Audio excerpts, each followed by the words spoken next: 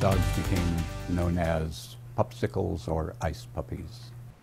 Disturbing allegations of dogs forced to sit in wet, chilly kennels in a county animal shelter. The descriptions of these so-called ice puppies come from one of the county's own veterinarians. 10 News reporter Michael Chen tells us now that he's suing his former bosses. He claims the county punished him for trying to stop the abuse. We're at the county's Bonita Animal Shelter, and the dogs in these outdoor kennels are supposed to be kept warm, but one of the county's own veterinarians says that is not always happening.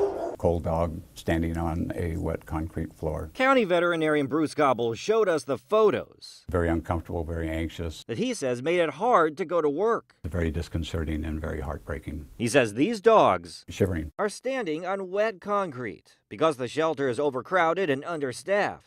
The dog is wet. He says workers were forced to hose down the waste while the dogs are still inside to save time. Cobble says what you can't see is how cold the concrete is. He says in these photos, the boiler that heated the pipes under the concrete Apparently it was very old. was broken.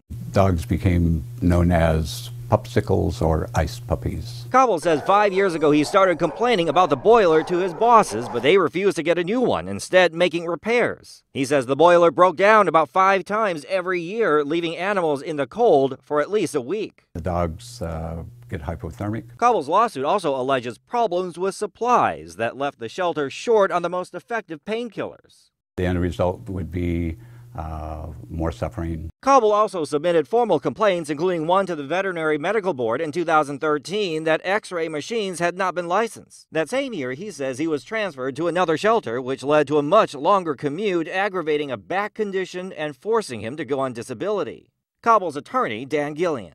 He's a veterinarian who spoke out on behalf of the animals and his staff, and he was punished for that. Cobble says he's filed suit hoping for change. Can't continue to see what is happening in that shelter. Michael Chen, 10 News. Cobble says a new boiler was finally put in place last year, but during the recent rains, it broke down again.